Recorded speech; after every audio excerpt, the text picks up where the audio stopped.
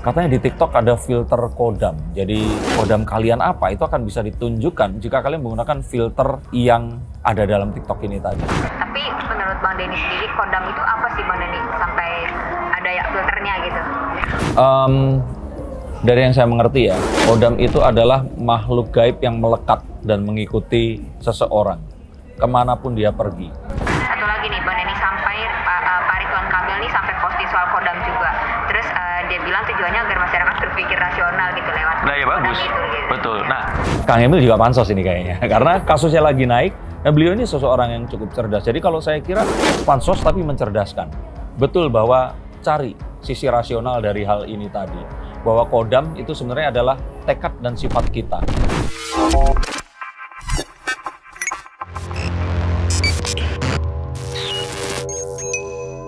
Halo Science-Seekers, kembali berjumpa bersama saya Denny Darko. Tidak ada yang namanya misteri, yang ada adalah tanda-tanda yang kita semua coba untuk mengerti. Katanya di TikTok ada filter kodam. Jadi kodam kalian apa itu akan bisa ditunjukkan jika kalian menggunakan filter yang ada dalam TikTok ini tadi. Saya baru tahu, mari kita lihat betul atau enggak. Apa kodam kalian? Kodam Brawijaya, kodam Udayana. Oke, Bang Denny melihat fenomena filter di TikTok kodam nih. Seperti apa penerawangannya Bang Denny? Ini kecanggihan teknologi yang kalau menurut saya nggak ada hubungannya dengan realita yang ada. Jadi ya sama kayak ramalan yang ada di internet, karena kartu dan hal-hal yang keluar itu oleh kecerdasan buatan, ya artinya tidak bisa menangkap energi yang memang real yang ada dalam manusia ini. Jadi kalau saya kira ya buat seru-seruan aja lah. Tapi menurut Bang Denny sendiri, kodam itu apa sih Bang Denny? Sampai ada ya filternya gitu. Dari yang saya mengerti ya, kodam itu adalah makhluk gaib yang melekat dan mengikuti seseorang kemanapun dia pergi. Dalam pengertian beberapa orang yang beragama Muslim percaya bahwa kodam ini adalah satu jin, nggak satu ya, ada beberapa, 6 kalau nggak salah, yang lahir bersamaan dengan saat kita lahir.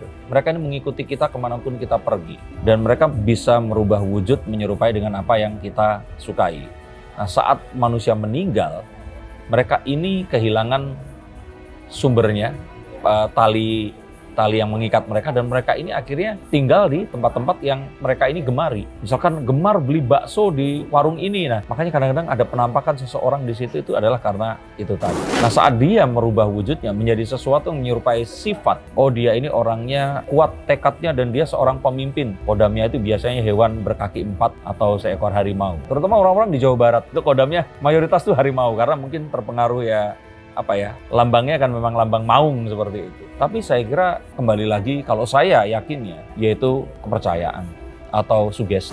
Apakah betul cerita tentang jin? Ya wallahualam. Tapi jin kan nggak bisa dilihat.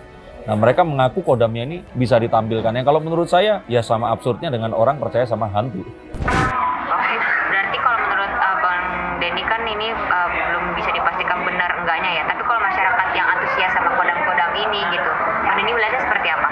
Ya kalau saya sama seperti kalau orang-orang ini lebih menyukai Mickey Mouse dibandingkan Donald Duck seperti itu, atau menyukai Goofy dibandingkan karakter lain, Pluto misalkan seperti itu. Jadi ya itu karakter yang kalau saya kira fiktif, dan ya monggo aja silahkan kalau mau percaya atau enggak.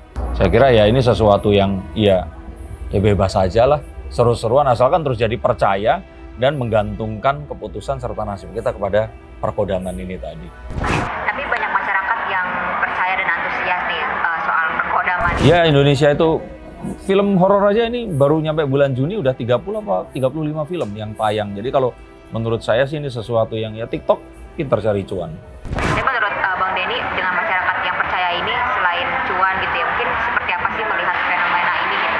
Untuk seru-seruan aja atau seperti apa? Saya kira seru-seruan aja ya, sama seperti ini wartawan yang ketemu saya ini, seorang wanita, hijabnya mirip Inara Rusli. Nah, saya nggak tahu apakah dia ngefans ataukah akan memiliki kisah percintaan yang sama dengannya. Bercerai, suaminya hari ini baru diduga ditangkap karena salah penggunaan narkoba ya katanya ya, seperti itu.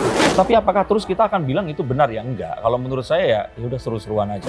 Manusia itu suka mengidentikan hal satu dengan yang lainnya. Yang kalau menurut saya kembali ke tekad kita sendiri, keinginan kita, dan jangan sampai kita akan dipengaruhi oleh sesuatu yang sebenarnya nggak mewakili kita sama sekali. Tapi banyak masyarakat yang berpikir menganggap menganggap ini rasional gitu dan melihat fenomenanya tuh apa ya, menurut mereka nih bisa dibilang nyata dan antusias gitu. Oh ya, nggak apa-apa kalau mereka percaya rasional, cari rasionya di sebelah mana.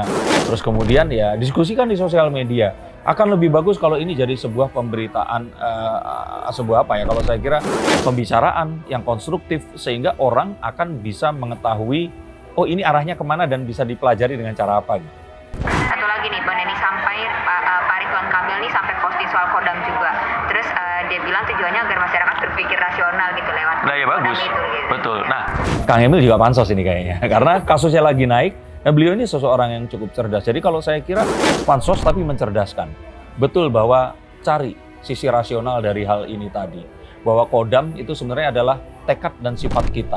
Kalau ini bisa mewakili dan bisa menunjukkan kita yang sesungguhnya. Ini sama seperti kalau misalkan kita mengenakan sebuah kaos, t-shirt. T-shirtnya ini bergambar babi seperti itu. Oh mungkin orang pengen melihat kita sebagai seseorang yang cute. Atau gambarnya ternyata harimau atau kupu-kupu. Nah saya melihat bahwa ini cara melihat kodam dengan lebih rasional seperti Kang Emil katakan. Terakhir Bang Denny Darko, menurut Bang Denny Darko soal apa ya, kebenaran gitu dan kesungguhan sebenarnya itu seperti apa sih, kodam ini ada atau enggak ternyata, atau gimana nih Bang?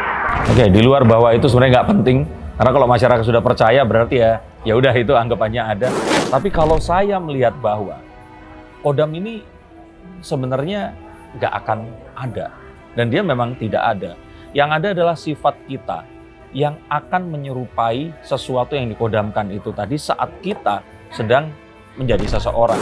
Misalkan seorang polisi, dia bertugas polantas di jalan raya, dia menegakkan aturan, dia menjadi kodamnya saat itu harimau.